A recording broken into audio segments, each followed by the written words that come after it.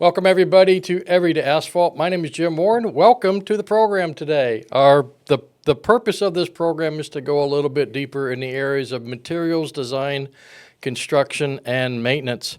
All these programs are uploaded to our YouTube channel, which is if you go to YouTube and type Everyday Asphalt or type TxDOT or the Asphalt Pavement Exchange, any one of those three should get you to the playlist for Everyday Asphalt. This is our 37th program, I believe. So we've been in this for 3 years, so it's pretty cool. And we're glad to have that. We also take these programs and we strip out the video and put them up on the audio systems, Spotify, Apple Podcast, and a variety of other systems. You can access it there so you can listen to it in your vehicle as you're driving home and stuck in traffic on a Friday afternoon. So glad to have you guys here today. Our guest today is Mr. Tim Martin, president of 2TM Consulting Engineers based in Austin. Welcome, Tim. Good to be here. And Tim, we've been chatting for a couple years now about the good and the bad of stuff, and we exchange emails and phone calls and talk about different things, and so it's been good to do that, and I always thought it'd be good to have you come in here, and so I'm glad you're able to kind of come in today. So for those that don't know you, if you could kind of give everybody here a little bit of an overview on who you are, where you're from, what you've done, and what you're doing now. Okay, well, I went to school at A&M, received my bachelor's and master's degree there, so I am an Aggie. I was fortunate enough to have a bunch of good graduate faculty. Roger Smith was my committee chair. Okay. Dr. Litton was there. Oh, wow, Bob Litton, yeah. Dallas Little, Yep. I think he's still there. Yep. His son's there. Yes. I think, and Dallas Senior's still there too. Yes. Yep. So, this was before John Epps came back and Amy Epps Martin, but, they've continued to have a great faculty. Absolutely. Dan Zollinger, Joe Button, Cindy Yep. Stockery, Tom Great Scully, and Tom folks. Freeman. But so that's where I got into pavement and materials. After that, I did a quick stint in a transportation company in Dallas, which wasn't pavements materials, but then had the opportunity in '95 to join Brent Rahut Engineering here in Austin. Yep, BRE. Brent wrote the SHARP program for the long-term, what became the long-term payment LTPP. performance program, and worked there for the southern region. So I was fortunate enough to be on 13 construction sites for the SBS, different programs through the mid-'90s to, I think the last one was probably 2002. Yep. Worked on several NCHRP projects there, did a lot of design and consulting. Okay. I kind of led some of the pavement management services that we Okay. started to provide. That's good to know. And that was about it. So then after that, in 2013, not to take all the time about myself here and my background. It's helpful. But in 2013, I went to work for CTL Group, which isn't CTL Thompson. It's Construction Technology Laboratories. So if anybody has their old PCA manual, if you want to talk about the white material, we won't be that talking was about their headquarters. But I was able to work in the Austin office, and that's Okay. where I really started doing more forensics and litigation stuff. So that's how I kind of got into what I'm doing now, and I've started 2TM Consulting January 1st of 2021, and so it's been a little over 5 years now doing that. Enjoying it? Very much so. Good. It's good to do your own thing, I think. I would encourage I can people imagine. if they can do that. If you can do your own thing, that's awesome. Good deal. As long as the only one to yell at you is you, right? Yes, I have a stuff really, isn't really getting hard boss. It's tough. So All right. So as you mentioned, you've done kind of both pavement types, right? So you've kind of got that unique perspective that a lot of people don't. And we're going to focus on the flexible side today primarily. If we get a chance to talk about overlaying asphalt or overlaying concrete, we will. But I think in the forensic world, which is kind of where you live in many cases now, we can always learn from what goes right, but we can always learn from what goes wrong, right? And I think the sense that I have is let's not dwell on the bad, but let's understand it so we don't repeat it, right? And so I think that's maybe what we can talk a little bit about today. Thoughts on that? yeah, the unfortunate thing is that on some projects, you sign an NDA or they require you that Right. this is there, so you can't always go to the folks that you feel may have contributed Oh, okay. two issues. Okay. Let's say is specification. Right. If there's a specification and it could be more clear, Okay. or if it has an error in it, I have tried to talk to local agencies about their specifications to no avail. It's hard. It's hard. But yeah, sometimes you just can't. You're not allowed. But in those cases where there is no restriction, I'll even ask, "Hey, do you mind if I talk to these folks and see if we can correct Sure. some of this stuff so people don't get stuck doing the same thing over and over with that?" So That is, I think, one of the hardest things I've ever worked on is actually trying to write specifications, trying to be clear. Because you can write it, and you can write it, and you can edit it, and you can edit it, and you go, well, you could interpret it that way. And then you're going to rewrite it. And it's just like, it's so hard in the English language to write something that's perfectly clear that everybody understands. I mean, you look at how many times, I mean, the stuff you do, I mean, people are wordsmithing and, well, what does that mean by, shall or should or may or whatever, that kind of stuff. And so it becomes a challenge. I know one of the big things that TxDOT has been doing, working with local agencies, is really trying to get them to focus on upgrading their specifications and getting, basically using a light version of the TxDOT spec, or we call it 341M, or municipal, to get everybody on the same page. Because you go to every small, between here and San Antonio or here in Dallas, there's hundreds of little towns in there, and a lot of them have any variation of specification going back to the 1980s or 1990s, using sieves and equipment that doesn't even exist anymore. So how do you? I mean, they're setting themselves up for a problem, essentially. Yes, I'm glad you guys are taking the initiative to try to focus a light on that, because I think there's a lot of things that could be done to improve that, especially in commercial properties. TxDOT has a very good handle with specifications, procedures, and everything else. So, but if those aren't being adopted for commercial property or something else like that, that's where I think a lot of problems happen. And some people, even if they say, "Hey, we're going to do the TxDOT," well, if it's a small parking lot, there's going to be a lot of hand placement, done. It's not going to be a long straight pavement or anything else. So you should expect, some there. And it's not going to look the same. Exactly. Yeah. And I think the TxDOT spec for small placements or size jobs does allow for that in certain cases. So, but it's a challenge. Yes, it's definitely a challenge. It's definitely a challenge. And I forgot to start my clock, so I'm going to have to figure out where we're at. Okay, I think I'm good. So I use a term, symptoms, causes, and solutions when I'm talking to people about problems. And I think a symptom is a crack in the pavement, okay? A cause may be way down deep, and the solution may be going way down deep and fixing it. But I think a lot of times we try to treat the symptom and we don't try to fix the cause. Or we don't try to identify fully the cause. What's your thoughts on that kind of there's many different cases of different distress types and their causes and everything else. So, we could probably have a 10-day podcast on this topic. But, relative to home right here, where you have a lot of expansive clay soils. Oh, for sure. I think a lot of people, when I've got a 20-year design, I'm not going to have anything go wrong or have any maintenance that I need within that 20-year period. You are going to have maintenance. And some of the procedures that we have, especially whether it's the PVR method, which is the most widely used one, I think TxDOT allows 1.5-inch PVR for highways versus 2 inches for frontage roads. And the local agencies, some have adopted 3 inches, some don't say anything. Yeah. They just say, run the PVR test. Well, you need to know what you need a number. You're going to get a number. What is the limit? So exactly. And so I've seen reports where they will just say, "Hey, it's 5-inch PVR," and no action is taken to actually address the expansive clay soils.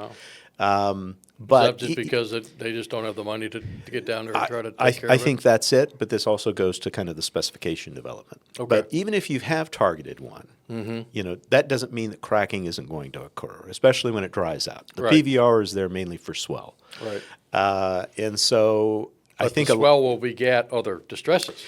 yes. You start moving stuff this much, and all of a sudden something else is going to happen. Yes, you get a lot of vertical displacement, you're going to have issues. But a lot of times, you know, the methods that we have, even with a targeted allowance, will still have the potential to manifest some of these distresses, the cracks in the pavement. I don't think necessarily we have a great handle on it. You know, the safest thing is just to maintain the moisture content of the soil. You know, whether vertical moisture barriers, horizontal moisture barriers. I don't think those are as widely used as they could be, but anyway. Yeah, I think that's definitely a good answer, because that's at least in, you know, like you said, in this area that has very expansive soils, we see that a lot, right? I mean, we've been in a drought for 5 years since you started working. Since I came back to Texas, we've been in a drought. I guess it must be something between us. But you know, the roads are shrinking, the cracks are forming, and you know, hopefully someday we'll get back and we'll get, you know, enough moisture to get out of the drought. But all that stuff's going to swell. I was talking to somebody about that yesterday or today, and I was like, guess what's going to happen when that happens? We're going to be in for an interesting time. And this happens to both pavement types. Yes, so absolutely. It's agnostic. Clay don't care. Yes, exactly. And clay's going to move. So, so what are typical, I mean, you've called me from, I don't know, you called me one time from like Kansas or Oklahoma or something. So you work a pretty broad spectrum, or you know, have suitcase will travel. So what are some generic kind of situations that you've run into that have kind of gone, this is or kind of that you run into? I mean, it runs the gamut. Okay. And when you go out there, you mentioned symptoms, you know, causes. You know, the first thing to do is actually quantify and look at the distresses. Mm-hmm. You know, if you have the opportunity. Not all the time do I get a chance to actually do a site investigation. Okay. But when I can, I try to go out there, identify what types of distresses are there, their severities, quantify, you know, make sure I know where the locations are. And then from there, you know what the contributing factors are for a certain distress type. And just knowing if it's localized or over the, you know, the length of the project, right, you kind of have a sense to what those potential issues can be. You know, usually if it's a localized thing, it may not necessarily be a design, issue. Maybe it's a drainage issue at that location. Maybe it was a bad batch that came from the plant. Yeah. But at least you can start homing in on those types of things and to try to identify what the cause. And then you just start checking them off. You know, you do your investigation, check them off. You're identifying systemic stuff, isolated stuff. Systemic meaning throughout the whole thing, and saying, okay, well, it's the whole thing. Well, maybe it is a design issue. But if it's just an area, it probably isn't a design issue. It's something maybe localized, like you said.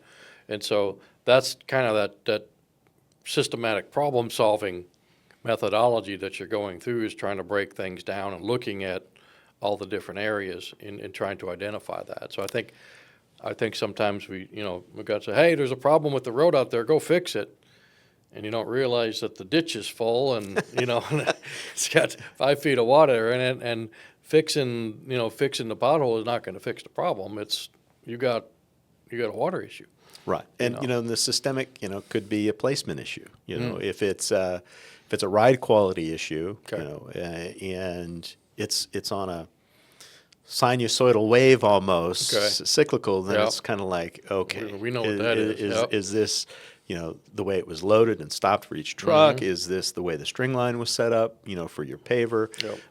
So just depending on what you see, you can start to home in on exactly what could be the potential cause. But I think the key thing that you're doing is it's so, I don't know how you could do your job if someone just sent you some pictures and tell me what's wrong, without actually putting eyes on the job. Not definitively. Sometimes I can have a pretty good guess, you know, depending on what it is, to say, I think this could be this, maybe this, but, you know, if I have a little more information about, you know, soil type, if I have a little bit more information about the QC/QA testing that was done on the job. It just depends on what the distress is to what I'd want to look at. Okay. So you've kind of got, you know, you're kind of, your SOP is you're going to gather the information, go out and look at it, start breaking things down into chunks. Yeah, I always like to, go from the very beginning, the geotechnical investigation, Ground the up. engineering design report, the Okay. development of the specifications Okay. and the plans. Okay. Are there any plan details that, may be off Okay. or contributing? And then go out there, observe the distresses, takes, samples for materials testing to verify any of those things, and then come up with some conclusions as to why you believe what you believe. So from your visual survey, right, to getting to the actual, hey, we need to cut a hole in the ground or something like that. Is there any definable thing that says, or you probably got stuff in your little checklist in your brain that you say, okay, we need to core here, we need to bore here, we need soils, that kind of stuff. What percentage of the jobs that you actually have to go out end up going from a visual survey to some sort of destructive or non-destructive testing side? Yeah, a lot of time it's the lack of available information about what okay. I'm looking at. Okay. That has a lot to do with it. Okay. But Lack if of just the original exactly plans or testing information, or any of that sort of stuff? 100%. Okay. If there's a gap in that, I mean, if there was quality control, quality assurance testing, and everything passed on the materials, Okay. and if the contractor can show that his means and methods met the specifications, and most of these are method-based specifications, so the contractor is, it's part of the bid documents. He bids to do this job based on these specifications and provide these Do materials. this, this thing. If all the this way. materials pass, Right. and if his means and methods passed, I don't see how a contractor would be responsible for any defects at Okay. that stage of the game. Yeah. I did what I I- did. You what you I'm- paid- yeah, did I'm- what you made me do. I don't claim to be a lawyer, but Yeah. typically I would think that would be fair, that if the means and methods were there and the materials were there, that the contractor should not be at fault in those particular cases. But looking at those designs and the specifications, sometimes I've found errors in designs. Sometimes I've seen issues, from the owner's perspective, that they accepted a deficient design, or the engineer even told them this is only going to last 5 years. We recommend this alternative, but they still picked the least expensive alternative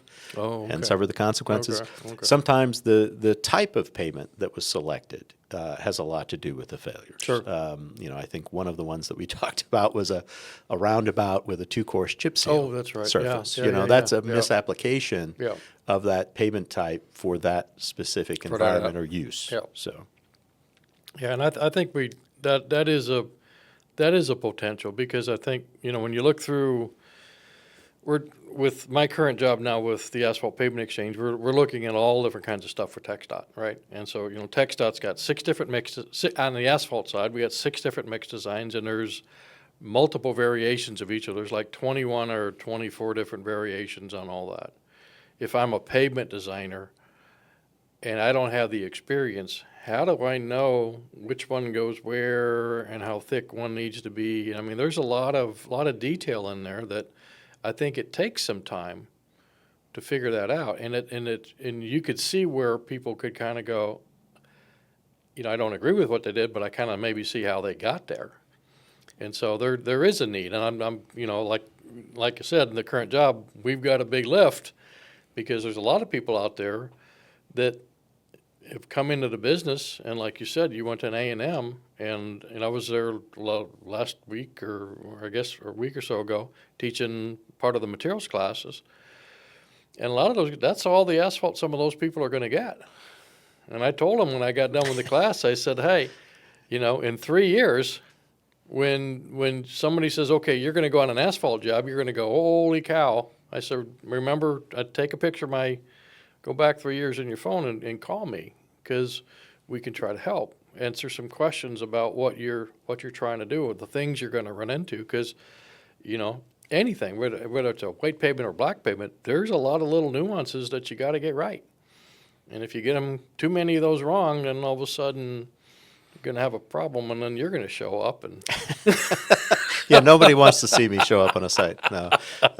In the process. So Yeah, but again, I think TxDOT, their pavement manual has a very, it's a very solid Yep. pavement manual. It is. And pretty comprehensive. Yep. And the FPS software, I remember when it was FPS 9.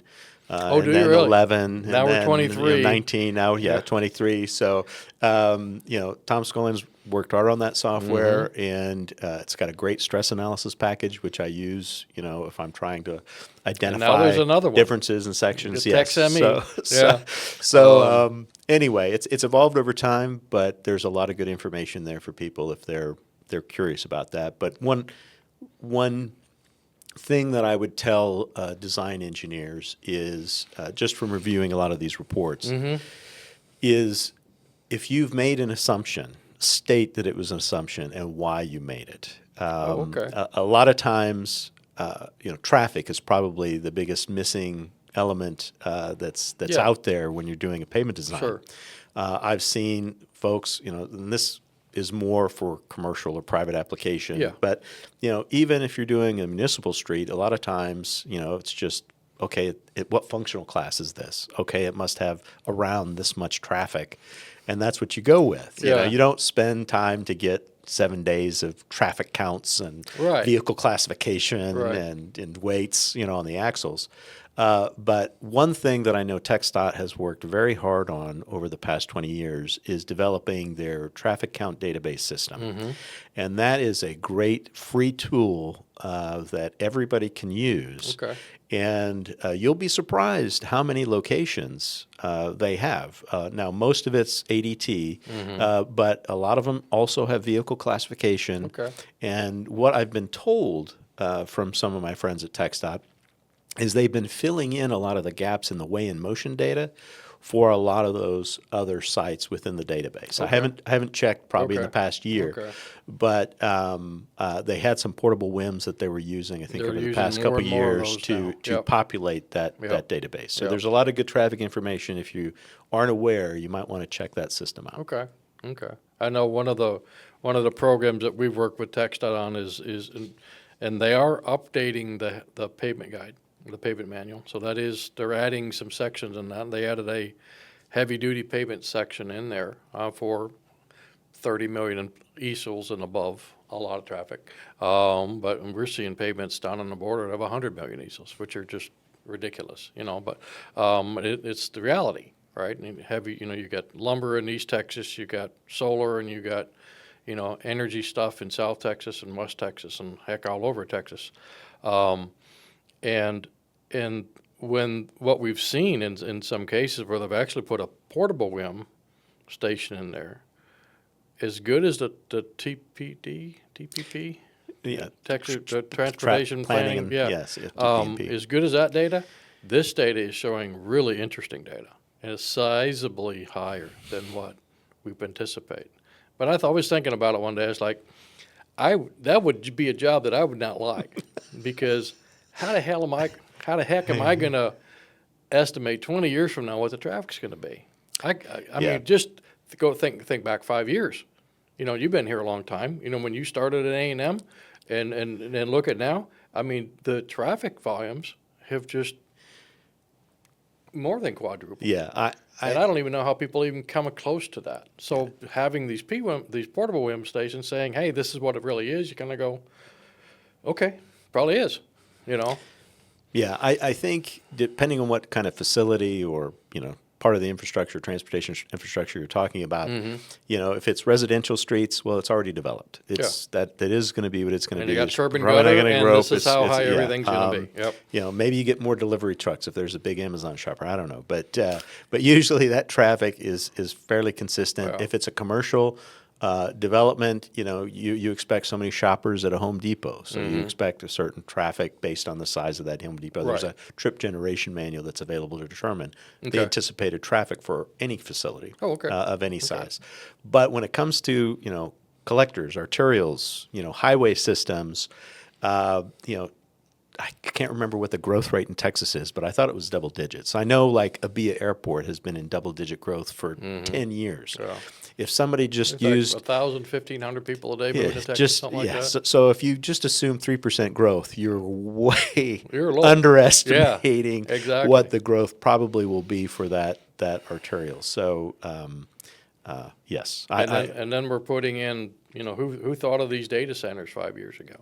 That are just these massive data centers that are just going to suck up all the water and the air Energy and everything. Everything, yeah, energy and all that kind of stuff. And so, I just think it's amazing how good our pavements actually are, given our really inability to understand what the future is going to be. Yeah, I think there's I'm impressed. I was talking about somebody that this morning. It's like, asphalts are, I love asphalt, okay? But asphalt really gets abused a lot. And it still works really, really well. When we do it really good, it's going to last a really long time. But even when we abuse it, it still works pretty good because sometimes we just don't know what we're getting into. And that's just a reality. A municipality or county or these folks are not going to know what's going on. I was coming home the other night and the traffic's backing up by the high school, and there's a new subdivision there, and everybody's diving through the subdivision now, right? And so all of a sudden, this road that was expected to have a certain amount of traffic now has got a lot more traffic. So, we don't anticipate that. They didn't anticipate that when they built the subdivision, but that's a reality. We see that all the time. We see pavements that are having distress, and you go back and you look at the data and you go, well, they're getting 20 years of traffic in 10 years. Well, they did their job. yes. Okay, Yeah. but now we got a problem, and we just got to figure out how to fix it and how to move forward. So there's a lot of unknowns. Yeah, in this. I think we've been lucky. We've been eating into some of our safety factor, but there's only so That's a good much, point. within Yeah, there, yeah. within the system to That's a allow good for that point. extra capacity. Yeah, But that's a good at some point. time you're going to exceed it. You're going to And- run out. You're going to run out. The bank's going to get empty. And we still design for, I think the criteria currently in the FPS, depending on what fatigue equations you're using, 20% fatigue cracking or a half inch of rutting is your typical design. So you're actually, whatever your design life is, 20 years, 30 years, you expect that it's going to have that much there. So in year 15 or if year 10, a few longitudinal cracks start to form, well, okay, I'm just putting this out here as a warning to the owners that, if stuff starts to happen within that design life, there's still maintenance that needs to be taking place. Yes. To make sure you hit your target of 20 years. But you should anticipate at least that performance because that's what we're designing for. We're not designing for zero rutting and zero cracking over the course of a 20-year You period of could, time. but then your pavement would be Yes. Yeah, perpetual pavement. Yeah, perpetual There you go. pavements, essentially. Yes, Yeah, exactly.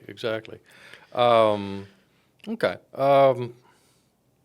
So what do you learn from? Do you like non-destructive testing? You like destructive testing, or a mix of both? Or? For commercial jobs and everything else, for some of the smaller jobs that I'm involved gonna have in, WD I'm or not GPR. going to bring that out there. Okay. But usually FWD and GPR are the two main workhorses for doing non-destructive testing of You like pavements. I do. We had those. I think we had 5 at BRE. When Fugro bought us, we had I think 5, 2 federal and 3 commercial ones. Even a Dynaflect, the old back in the day ladder one. But now there's TSDs, the traffic speed deflectometers that state DOTs are using to get structural data for their roadway network. What is for those that don't know? What is that? So a TSD is like an 18-wheeler. Okay. And I think the ones that I'm aware of use actually a Doppler radar that actually focuses right there where the tandem axle is in the rear and will measure in real time the deflection as it's rolling down the roadway. So you're getting almost a continuous deflection. You wouldn't even know it was driving by. Riding, no, you wouldn't. Wow. And they've got the incorporated all the other equipment that you normally get: profile, distress, cameras and everything all that sort of else. stuff. Yeah, maybe surface texture lasers, that kind of stuff. But Then probably looks like a Christmas tree. so Probably yeah, would, it's the cat in the hat Dr. Yeah. Seuss vehicle that does it Okay. all. So for your pavements. and so several DOTs have actually utilized and collected that data for I the know roadway TxDOT's network. doing So it. yes, Yeah. so Okay. that's a big change from 10, 20 years ago when we were really, I mean, profile was obviously the most used, but getting distress as well. So you Okay. could come up with your maintenance rehabilitation program. So I was talking to San Antonio, Jose Amelia Ramos, a month or two ago. He was showing me what they were doing down there with their system, walking me through, just sitting in his office looking at his display, and he was, this is, they've got everything GIS coded. They've got it ranked based on distress levels, and so we can go, here's the yellow stuff, the red stuff, the green stuff, and so they're identifying all that. And I think when you overlay that information in there, I think, at some point in time, AI takes over, and it tells you, it prints out a work order and says, here's the roads you need to go fix. That's got to be not too far away if someone's not already doing it now. Well, with AI, anything's possible, Yeah, I guess, now. yeah. So, I don't know. Everybody's doing the caricatures now, and everyone's like, I'm not gonna do that. But that I think is having the data is key. Is being able to, you go out there and look at something. Okay, all right, it looks like, but then when you have the real data, then you can go, okay, this is what's happening. This is supporting what I'm seeing. Yeah. Because sometimes what you see, you're like, well, it could be this, could be this, could be that. But when and the more of the data, the better off you are. But there's a cost to that. It is. People, it's trade-off. I don't think people want to pay. Well, they don't see the value in that. I think it's until it's too late, right? Well, I guess we should have done some more testing during construction. Yeah, okay. Well, we didn't think about it, but now you've got enough time and enough money to pay for you to come out and do all this extra work to try to identify. Now we got to go fix something that's already in service. And I know it's got to be a fine line. I know when we talk to our TxDOT partners, they struggle with the same thing. How much work are we going to do to identify what's out there? Are we just going to do the best we can with what we got? And I think most of the failures that I see are not that cause an action to be done is mainly a localized issue. Okay. And it may have been just an area that didn't get very well consolidated in the base or in the hot mix. Okay. And it's maybe a localized base failure, but I see those more than I see a complete disintegration of the thing, because of the design and stuff. Okay. But well, that's good to hear. But one of the things, you mentioned the non-destructive. I think for those listeners that are engineers, consultants, or even agencies that would be interested, and if there's non-destructive testing being done on a contractor's job and the contractor's curious, there is a website. iEngineering developed InfoPave. This was kind of part to store all of the LTPP data to make it publicly available. Oh, okay. But there's 3 different modules, and one is on testing equipment. And you can go through there, and depending on what layer, there's a little checkbox.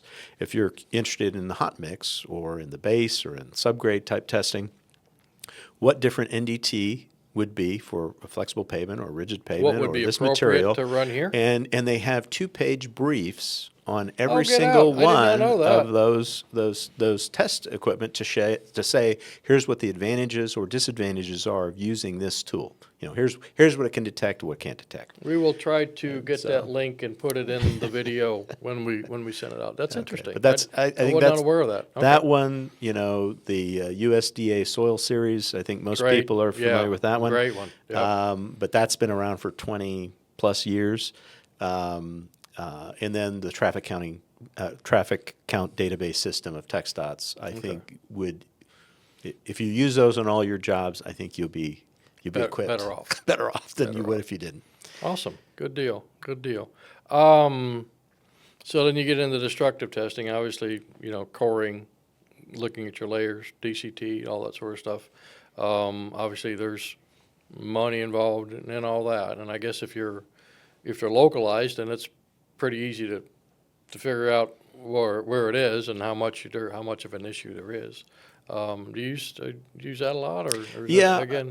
especially if it is localized and not systemic, it's nice because you've got some non-distressed sections that you can actually look at versus the distressed sections, and based on Not just test the bad area, you want to test the good area so you know correct, what the look at the delta is. comparison, yes, Yeah, and that could give you an insight as to what one of the contributing factors may be for this failure. And or then if there is, distress. you could also use some of that, maybe not the extent of it, but to isolate the area that you really want to, that's an area. Well, just take out the whole thing. It's like, Yeah. well, probably not. If it's just this much out of that much, we're probably going to want to just maybe fix that much in the process, so you can use it to, what's the word, delineate Yes. the area in question in the process.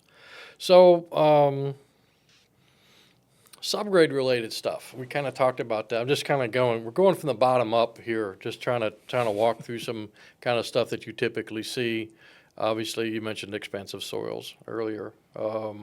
Anything else kind of subgrade-related in the areas you work on? If you're doing lime treatment and if you have sulfates, obviously everybody's concerned about those. Geotechs do tests for those. I think if it's 3,000 parts per million or whatever it is, that's when you decide that, hey, maybe you can maybe use lime, but you're going to have to do some things to make sure you get through that whole reaction before you do the final compaction and go on about we had things. Larry Pierce So- on a couple months ago. Yep. You guys worked together. Yes, back at BRE. Back yes, at we did. BRA, and he was And talking about his stabilization and modification and all that sort of stuff. So there's a good everyday asphalt to go back and look at there and get some details there as well. But those are just some of the concerns, and the geotechs get beat up a lot because they're asked to do things as economically as possible. They go out there and do whatever the recommended borings would be for this area or this length of pavement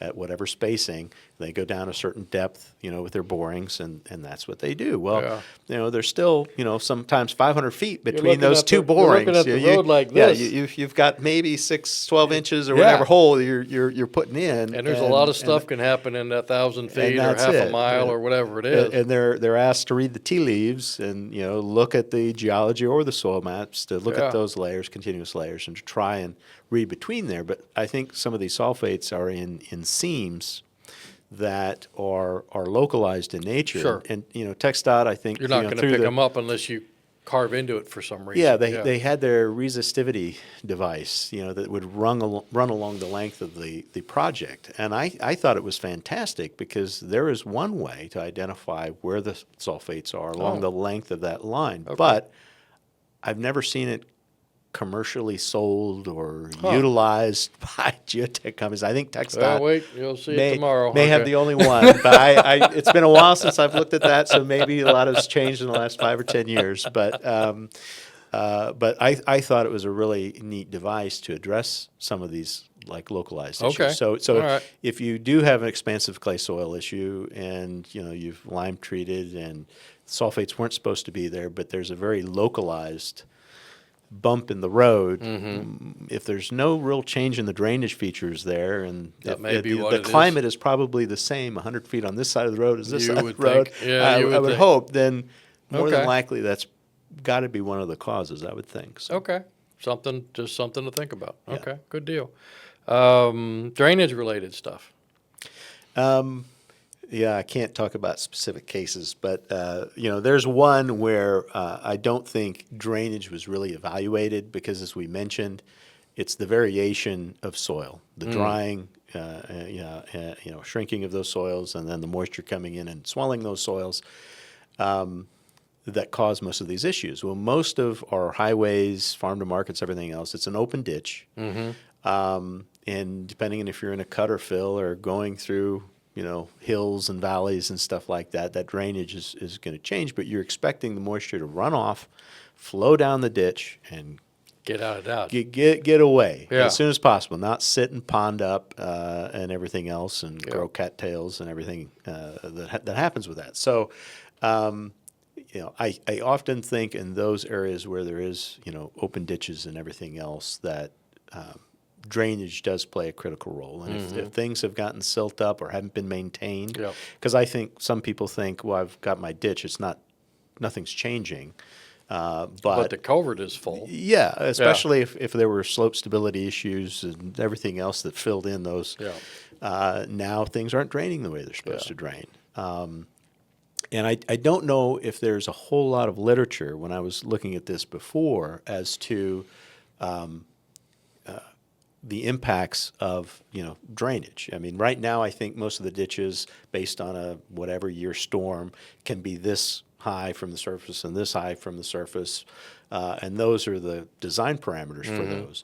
But that doesn't really say what is it doing performance-wise if we have moisture sitting in those ditches, and who actually goes out there to actually run the ditch line and determine to make sure we're actually flowing. So, got it. Is this a chronic issue? I don't know. I don't think so, but I think it can occur, and I think it's overlooked. I think it's more. I see, because I go. Obviously, driving, kind of being in the business, you end up looking at stuff, and I'm going, why is that?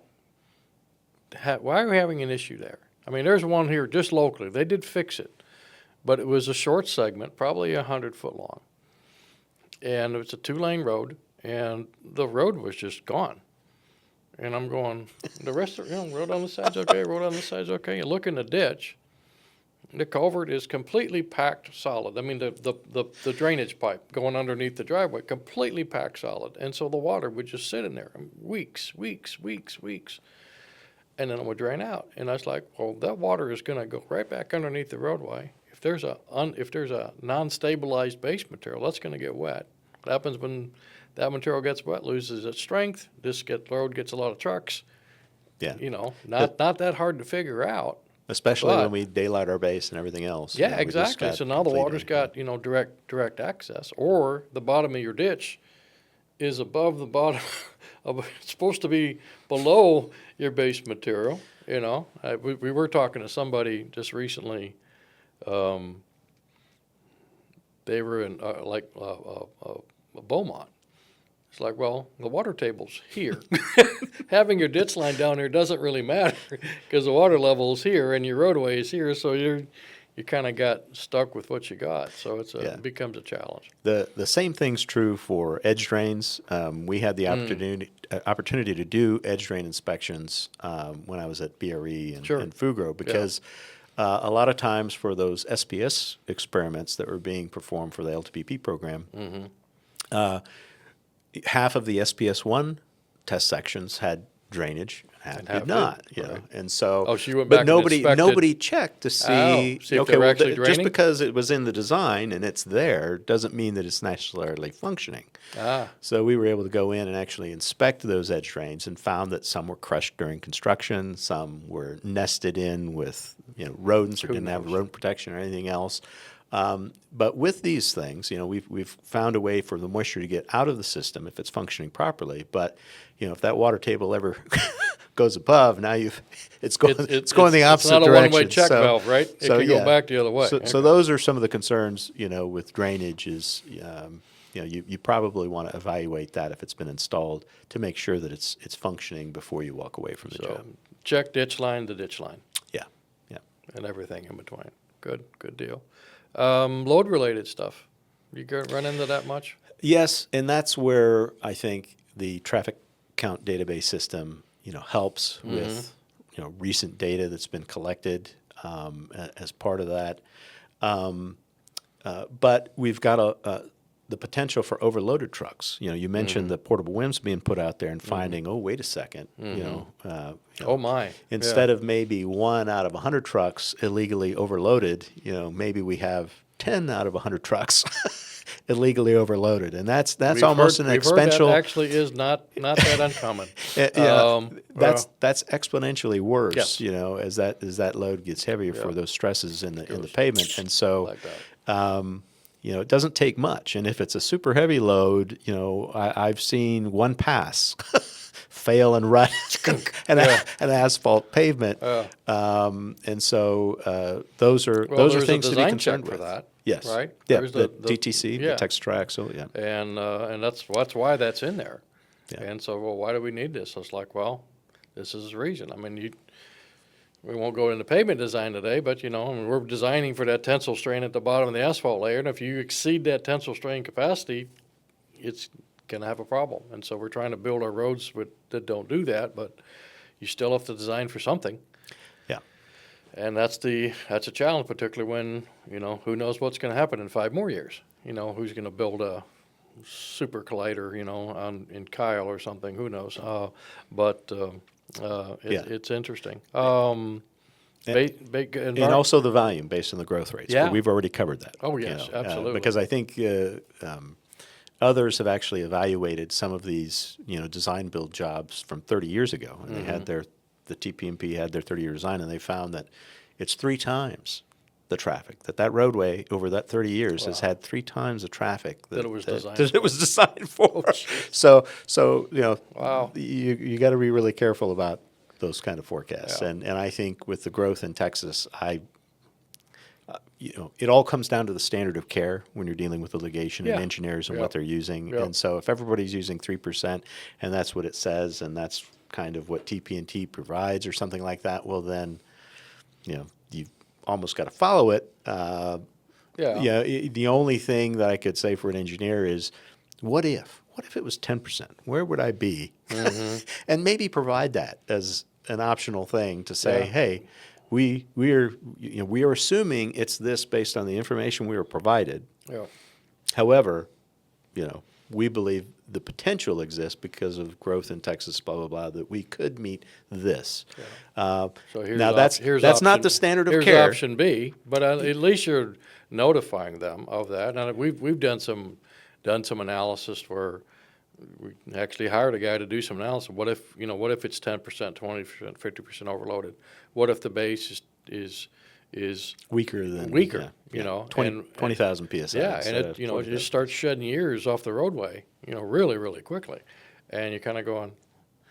But if that's what it is, maybe we need to rethink. Maybe we need to all sit down sometime and have that discussion. It's like, well, if it is 3%, I don't know what it is, but maybe that's not a good number anymore, or maybe we need to look at certain corridors and expect those corridors to have higher levels, and particularly with some of the new stuff that's coming in from the ports and some of these new roadways and be coming out of the south, coming up through cross state.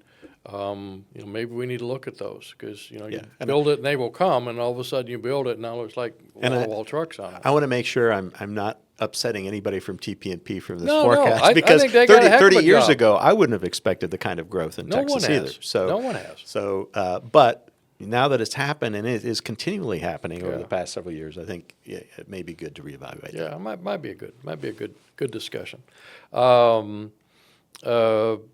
Any asphalt related kind of just mix itself issues other than maybe isolated stuff, like you said, maybe a bad batch or something like that? And like I say, I've been hired on the part of owners, where things go bad. I've been hired on the part of contractors, when things have gone bad.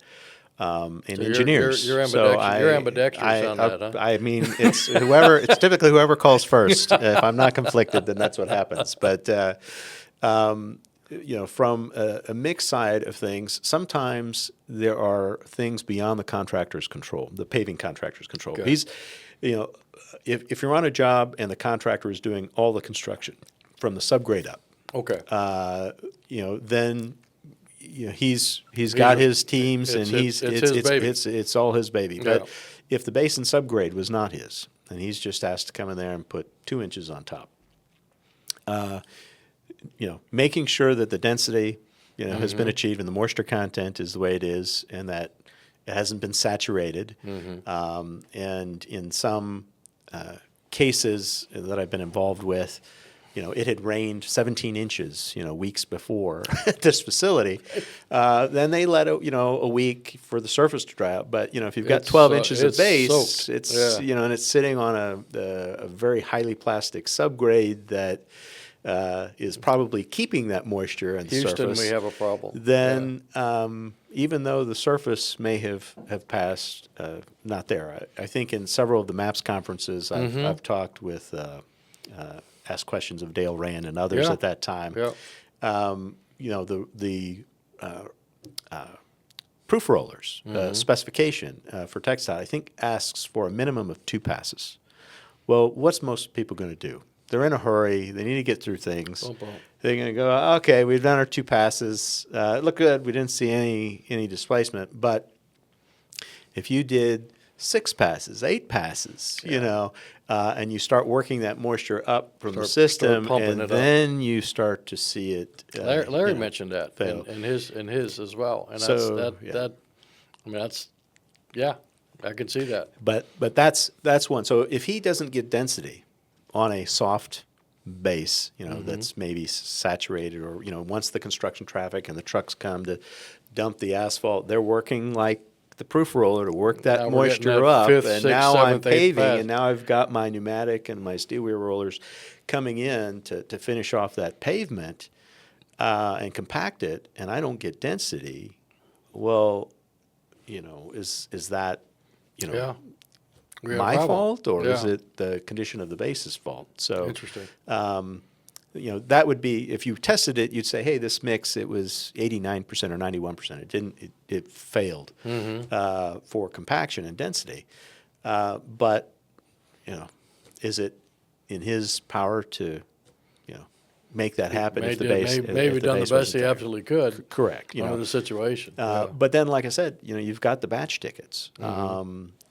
Make sure that where your placement was, your rolling patterns, to make sure you're getting good materials. That makes it easier for me. If I've got all those batch tickets and I know where all this material placed, if it's localized, I might be able to say, hey, this is maybe one bad batch, especially if a plant is working 3 jobs and sending trucks over Same there. mix. There may be a chance something that somebody like that. took a wrong turn, or somebody at the site didn't verify that this is my mix. And put a different mix. and he put something different than what was supposed to happen. So I can see that. There's all there. Truck sees a paver and gets in line. I've always said there may be a couple ways to do things right, but there's 100 ways to screw something up.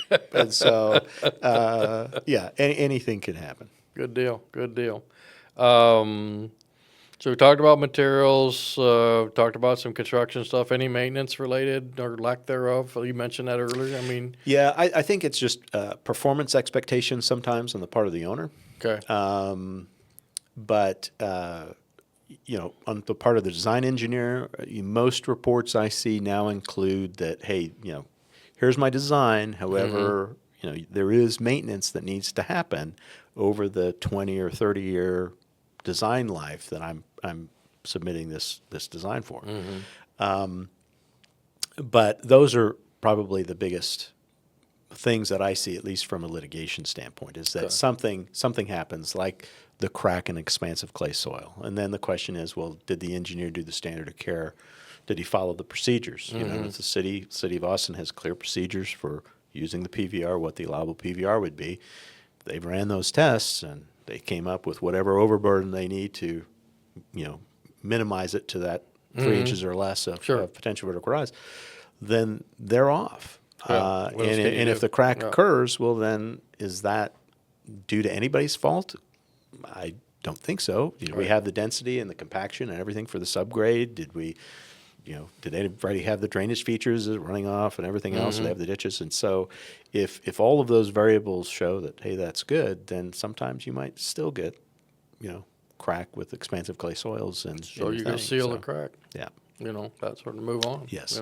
Yeah. And so this came up in a meeting with one of the engineers out of East Texas, and she says a lot of times she'll, so what's the purpose of crack sealing? He said, well, if I know I have a material on there that is susceptible to moisture, I'm going to go seal it, because I'd rather do that and spend a little bit of money there than let that water get in there.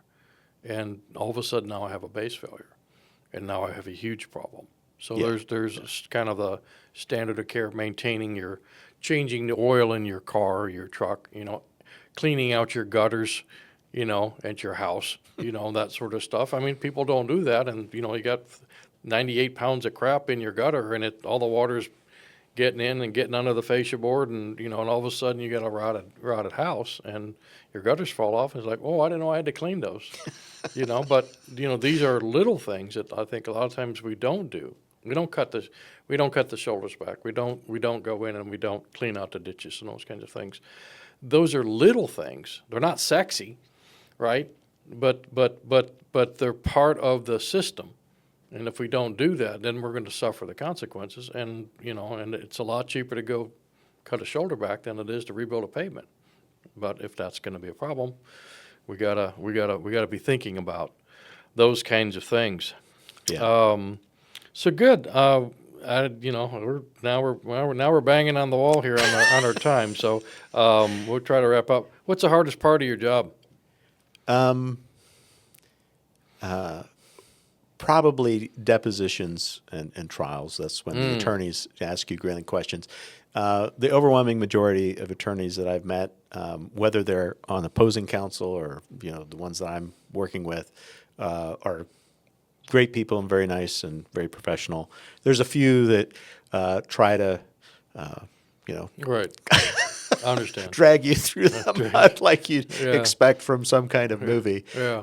And that's not so pleasant, but that's very rare. So I really enjoy my job. Okay. I really enjoy helping people. It's each one of these jobs is different. You never know what you're going to get. Okay.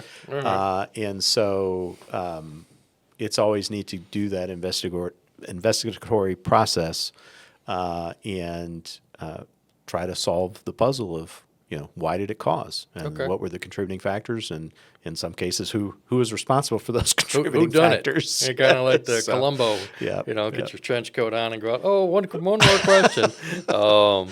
Isn't that okay? We always ask King for a day. You get to change anything. What is it and why? You don't have. It can be whatever. I mean, kind of like the specifications. People Okay. not listening, Okay. and trying to knock on the door and tell people, hey, there's an issue here, and being ignored. So Good. not having not being ignored, I'm forcing them to listen to me. There If we I go. was king and had to Yeah. order somebody, that's probably the way I would. Listen to that. I would want, but that's probably it that I Good can think deal. of off Good the deal. top of my head. And if you're interested, if you're a municipality, local agency, or whatever, if you got a specification that you'd like to, have industry take a look at, you can contact TxDOT, you can contact me. I'll put you in touch with them, and we've done that, and we've gone through and worked with groups and done reviews and got groups together and say, okay, let's give this a thought, because like I said, one sentence can mean the difference between whether something is really good or really could be interpreted, the wrong way. And a lot of technology has changed in the asphalt world in the last 5 years, 10 years, 15, 25, 30 years. And you really need to be up to date on, what sieves you're using, what testing we're looking for, and that kind of stuff. And sadly, there's a lot of specifications out there that are just outdated. And then how are you supposed to make a mix, that meets the specification where the equipment don't even exist anymore? So it makes it a little bit more difficult. What did we forget to talk about? What did we miss? I think we covered it, but I Okay. mean, there's I know pavements are so yeah. abundant, various, different Maybe we base come type back materials and someday. stuff like we'll, that. We'll so continue on the yeah, discussion. yeah. Good It'd be deal. a pleasure. Good deal. Any closing advice for owners?